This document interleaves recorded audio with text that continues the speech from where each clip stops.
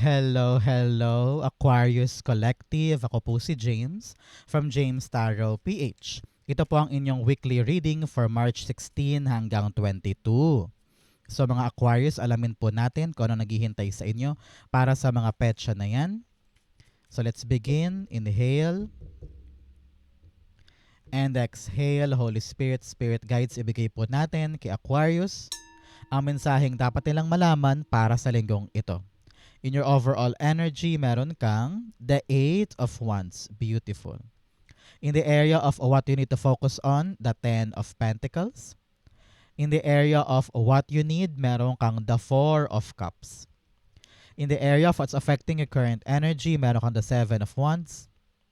Sa inyo pong near future, meron kayong the Knight of Wands. Beautiful.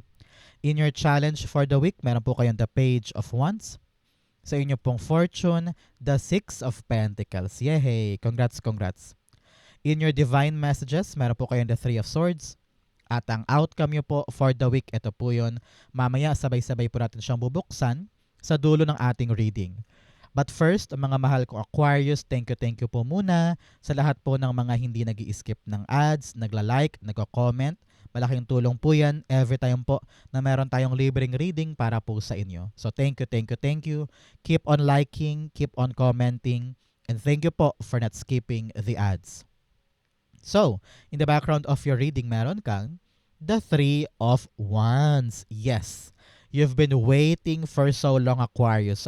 Meron kang hinihintay, meron kang tsinatsaga, and itong mga nakaraang linggo, nakaraang buwan, parang nakatenga, no? Parang kang nakabitin, hindi mo alam kung darating pa ba, hindi mo alam kung titiisin ko pa ba, hihintayin ko pa ba siya, or uurong na ako. Now, when this ship arrives, kailangan talaga ready ka, Aquarius, na tanggapin, kunin, at aksyonan itong paparating na ito. Narinig ko, time mo na, panahon mo na para kunin itong blessing na ito na darating para sa'yo. Congrats po, okay? Napakaganda ng background energy. The long wait is over. Kukunin mo na yung para sa'yo. Especially here, in your core energy, meron kang the Eight of Wands. This is a big indication, Aquarius, ng talagang magandang balitang paparating. Good news after good news after good news. Kaya kailangan mo talaga mag-prepare. Okay? Sabi dito, narinig ko, merong mabilis na resulta, mabilis na development, or mabilis na sagot tungkol sa isang bagay. Kaya kung naghihintay ka ng resulta, tawag, text, or pagtulay sa mga bagong bagay, yes, bibilis na ito. Example, naghihintay ka ng konfirmasyon doon sa papeles, ang tagal-tagal, wala pang tumatawag, may tatawag na. Para kumpirmahin na okay na yung papeles, approve na yung loan, approve na yung visa, yung pang-retirement mo, planchado na, mga ganyan. So, everything now is going smoothly. Meron ng progress and makukuha mo na yung quick resolution. Congrats po. Okay? Clarify natin. The Eight of Wands is being clarified by the Nine of Pentacles. Yes, talaga namang you're gonna be very, very happy. You're now living the good life, no? Really, heaven on earth ito. Nakita ko na may enjoy mo yung bunga sa mga resultang ito. Pinagtiyagaan mo to, pinagsumikapan mo. I'm seeing you on the path of financial freedom, financial independence.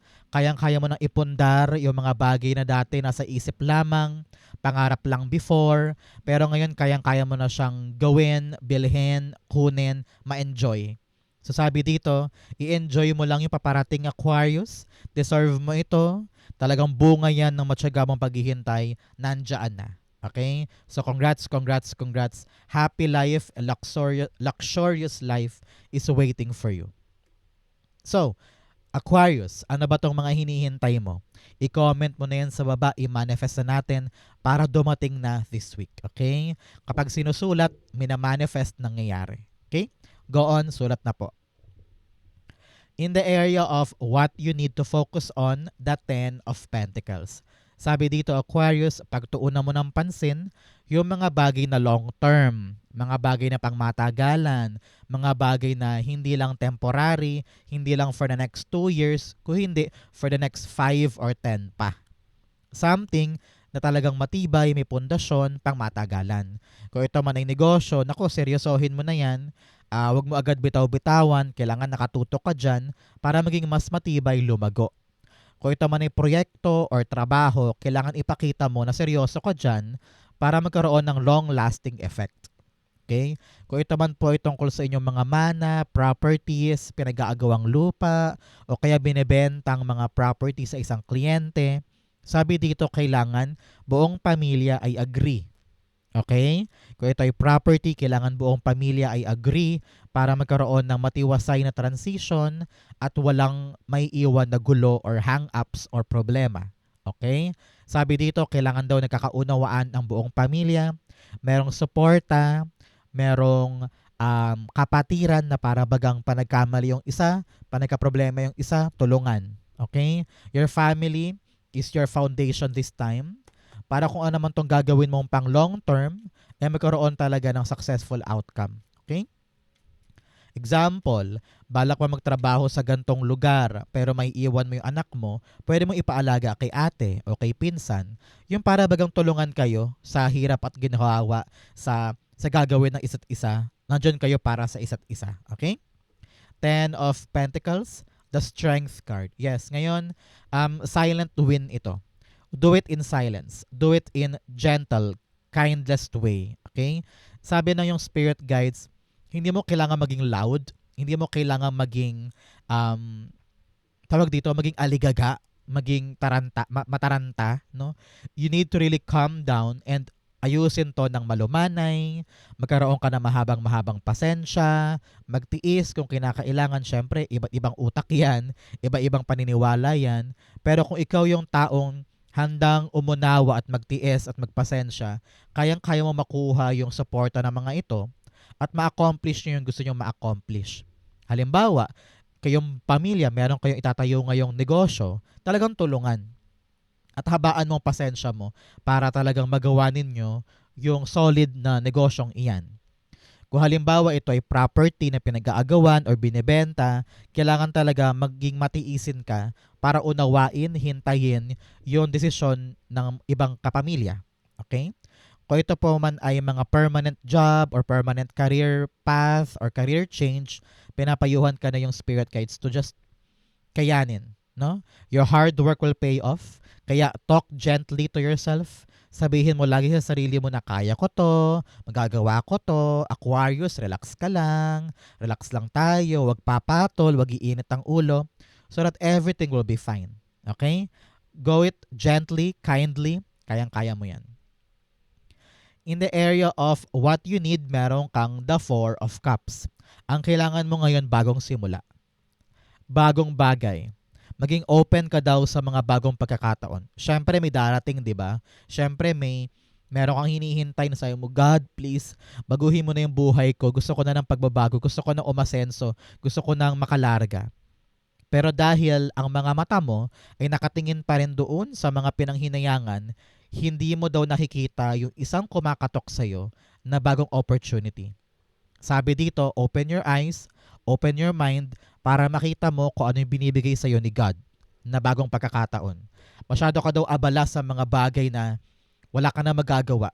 Kaya yung kumakatok sa pintuan mo, hindi mo pinapapasok, hindi mo tinitignan o hindi mo pinapansin. Now is the right time for you to open your mind and see the new thing for you. Okay? Clarify natin. The 4 of Cups being clarified by the 10 of Wands. Yes, hard work is paying off. Yung mga bagay na talaga namang pinagsumikapan, pinaghihirapan, may magbubunga, may mararating, kumbaga. Pero dahil nga marami ka ng painful experiences in the past, parang nawawalan ka na ng amor. Parang ano ba yan? Kaya ko pa ba? Pag may dumating, ay naku, matrabaho pa yan. Lagi mo iniisip agad-agad yung hirap. Ang dapat mong isipin, yung hirap ay parte ng proseso para magtagumpay ako this time. Okay? So ngayon, ipakita mo, Aquarius, na kung ano man tong darating na blessing o darating na pagkakataon, kailangan ihanda ang sarili. That hard work is essential. Hard work is talaga namang parte ng kailangan ma-accomplish para ito ay magkaroon ng magandang bunga. Okay? Kaya ngayon, tumayo ka dyan, yakapin yung mga bagong bagay, give it your all, give it your best kasi kaya mo naman. Okay? Huwag mo laging pangunahan at huwag mo laging isipin na ang hirap naman, ang bigat-bigat naman. No. Pag natanggap mo yung responsibilidad, yung proseso, gagaan yan. Kasi magagamay mo na. Okay? In the area of what's affecting your current energy, meron kang the 7 of Wands. Wait lang, narinig ko rin dito na huwag mong pabigatin ang sarili mo sa paghihintay sa mga past na wala ka nang mahihita. Pagaanin mong damdamin mo para pamasok ka daw yung bago. That's what I'm hearing for you. Okay? So, nabibigatan ka na kakahintay dun sa mga wala ka nang mahihita, wala ka nang maaasahan. Kaya open your heart na sa bago na mas magaan, much better daw. Okay? In what's affecting, meron kang the 7 of Wands para sa 8 of Wands. Sabi dito, kailangan mo maging palaban. Maraming mga tao sa buhay mo ngayon ang questionin ka na parang, uy Aquarius, bakit mo gagawin yan? Bakit mo kukunin yan? Iiwanan mo na ba ako? Or questionin yung skills mo? Mamaliitin ka? Papayahan ka? Or bibigyan ka ng mga side remarks na talaga namang nakaka-down ng damdamin. Pero sabi dito, laksan mo ang loob mo, ipaglaban mo yan, i-defend mo yan, ipakita mo sa kanila na ikaw yung best person to get this new opportunity. Darating siya whether ready ka o hindi. Ang kailangan mo ngayon, tumayo, ipaglaban, at kunin yan. Uy, lumakas ang ulan sa labas sa mga Aquarius. Sobrang lakas. At isa yan sa malaking indikasyon na kung ano man tong darating sa'yo ay bubuhos ang malakas na swerte. Bubuhos ang malakas na pagkakataon for you. So good luck, good luck, good luck. Ang kailangan mo ngayon, patunayan yung skills mo. Do not back down. Huwag kang matakot sa opposition, huwag kang matakot sa mga balakid, kayang-kaya mo yung ipanalo. Tingnan mo naman ang kapalit. Kaching-kaching. Good life, good reward, at talaga namang paglago sa iyong buhay. Congrats po. Clarify natin to. The 7 of Wands is being clarified by you have the 6 of Wands. Yes, panalo ka dito. Tingnan mo naman. 6, 7, 8. Talaga namang malapit ka na matapos dyan sa pinaghihirapan mo. Kumbaga, nasa kalagitnaan ka na. Kaya pag ipinupush mo pa yan, lalo kang makakarating sa ending o katiwasayan ng inaasikaso mong ito. Okay? So, narinig ko dito, Aquarius, na huwag ka nang makinig sa pressure ng iba. Kapag meron nang down sa'yo, kapag meron humaharang sa'yo, okay lang. Tanggapin mo lang, deadmahin mo. And eyes on the prize tayo, eyes on the target. Gawin mo lahat ng makakaya mo, dire-diretso ka sa iyong victory. Okay? Good luck and congrats po. In the area of your near future, meron kang the Knight of Wands. Si Knight of Wands, sinasabi dito na yes, in the near future, ang tabayanan mo, 12 days, 12 weeks, or 12 months, darating yung isang exciting na pagkakataon na hindi mo dapat palagpasin.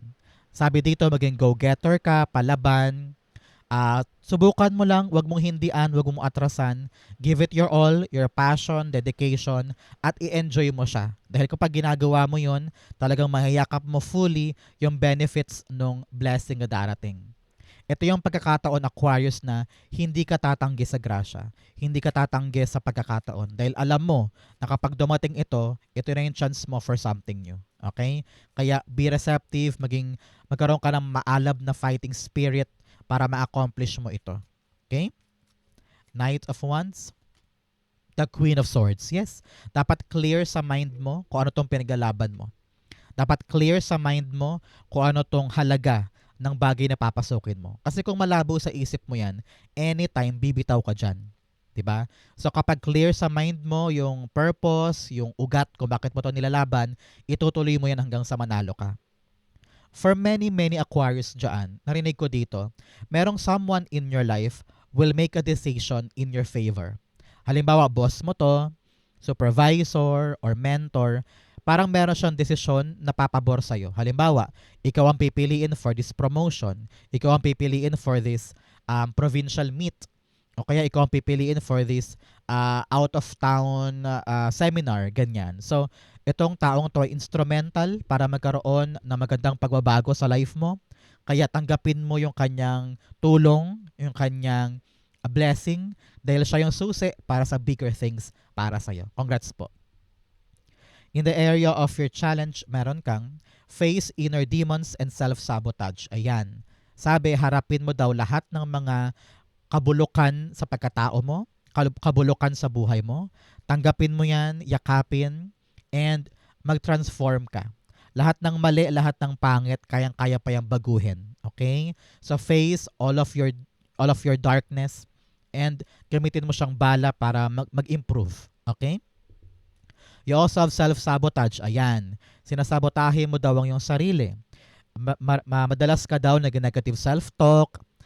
Tinatamad ka minsan, imbes na asikasuhin na, pinagpapaliban mo.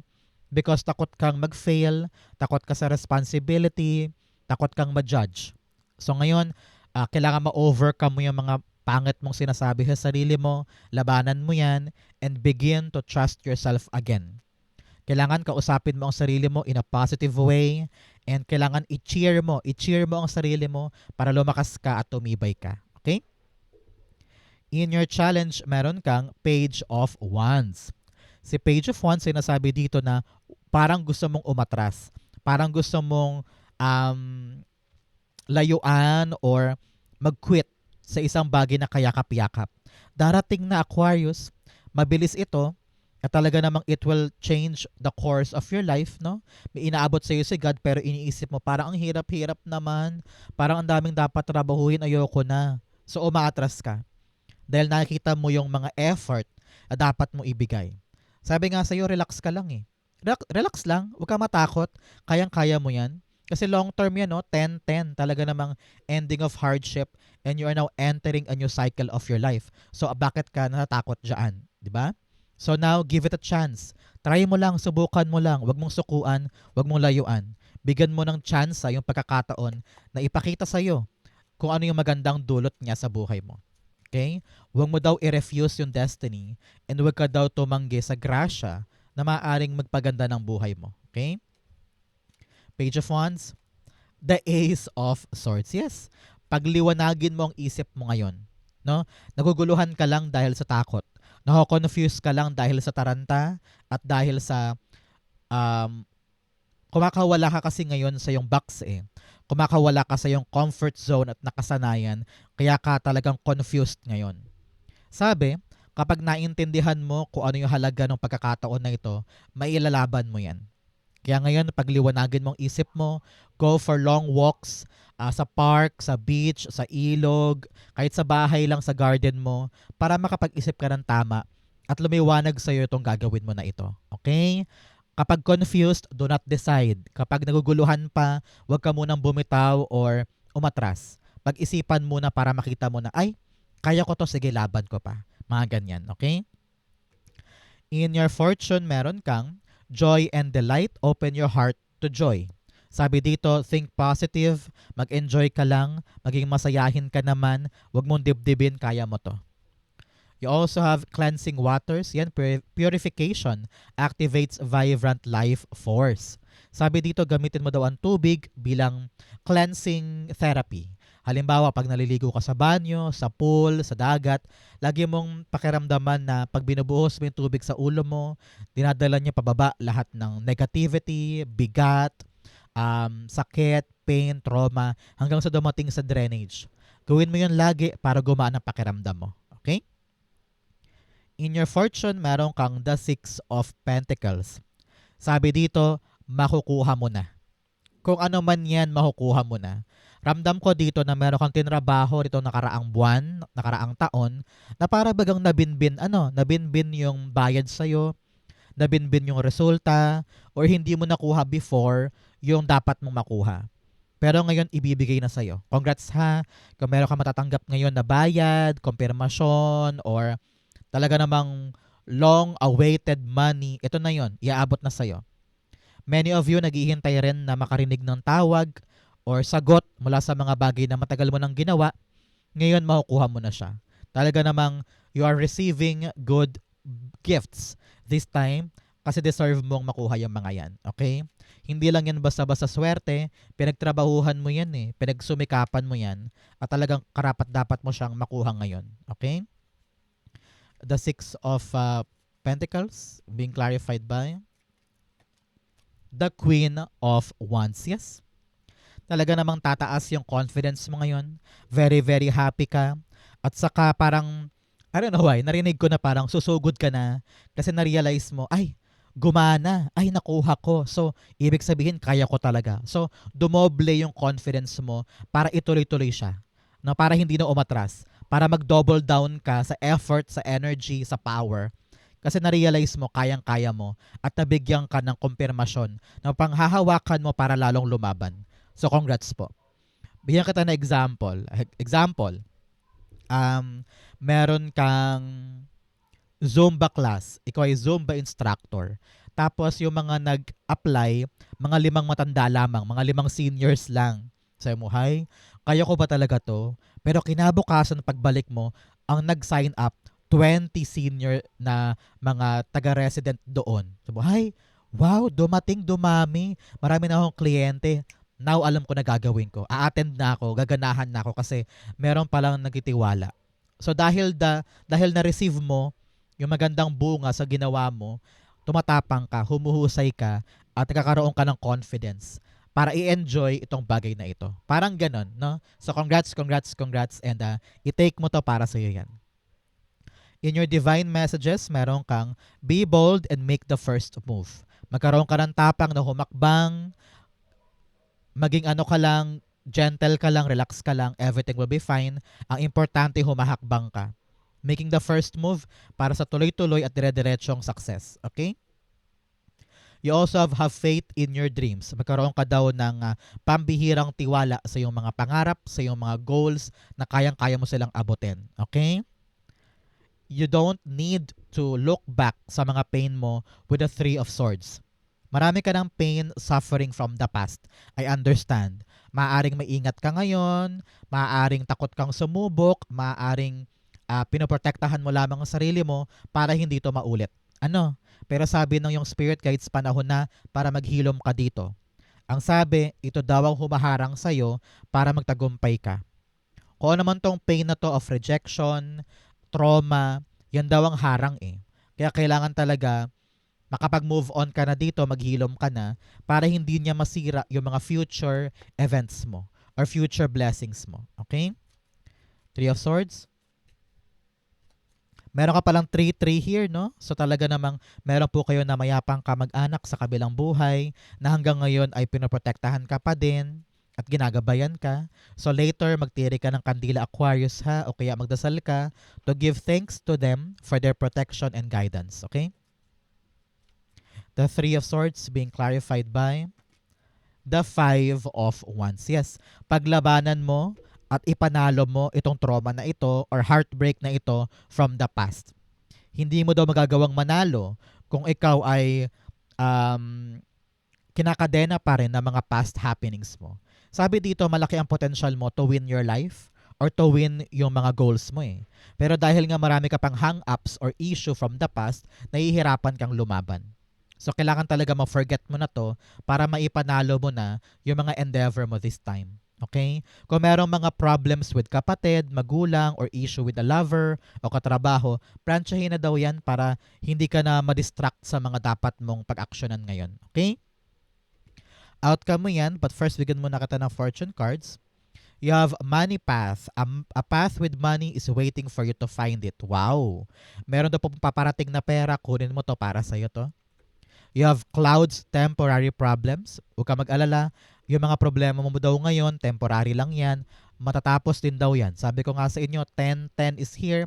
Ending of a tough cycle, ending of a problem. Patapos na yan, pa-close na yan, kaya magalak ka na. You have box, you will be receiving a gift. Yes, talagang meron ka makukuha dito. Sabi ko nga sa inyo kanina, meron ka makukubra na magandang regalo sa pinaghirapan mo, kaya sobrang saya mo ngayon. Congrats po. You have owl, good advice from a wise person. Makinig ka daw sa magandang payo ng isang wais na tao, dibdibin, isa puso, isa isip, para alam mo yung gagawin mo this week. Okay? Ang outcome ni Aquarius for March 16 to 22, the Five of Pentacles. Talaga namang change in your life. Kung ikaw ngayon ay nag-struggle, nahihirapan sa pera, nahihirapan sa trabaho, nahihirapan sa relasyon, this is a confirmation na ending na, magbabago na yung estadong iyan.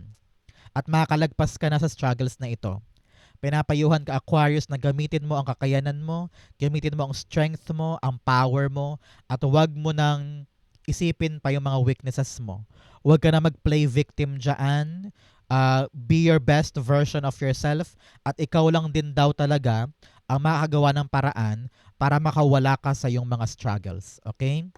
Kaya sabi dyan, huwag tambayan ng problema. Kailangan laban hanggang sa makalagpas ka dyan. Okay? Sabi ko nga dito, temporary problem lang yan. Kayang-kaya mo yung lagpasan at ipanalo. Okay? Five of Pentacles. The Page of Cups. Wow. Wow. Sabi dito, meron kang unexpected blessing or unexpected event na darating this week na labis-labis na magpapakawala sa'yo sa struggles mo. I don't know why. Narinig ko merong panalo, merong biglang magbabayad, merong bigla-biglang magpapautang, or may bigla-biglang tutulong sa'yo para makaalpas ka sa problemang ito. Kaya kung ano man po itong surprising event or surprising gesture or surprising unexpected gift na regalo sa iyo this week, kung ano man yan, tanggapin mo. Kasi yan yung susi para makalaya ka na sa struggles na ito. Okay? Congrats po and good luck. Huwag mo i-take for granted yan, gamitin mo yan para makaalpas ka na sa hirap at bigat. Okay? So Aquarius, yan po ang inyong March 16 to 22. Saan po kayo nakaresonate? Comment down below po. Babasahin ko po yan. Thank you Holy Spirit, Spirit Guides for the clarity and messages na dapat malaman ng mga Aquarius today. Thank you po for watching hanggang dulo. I love you. This has been James for James Tarot PH. God bless everybody.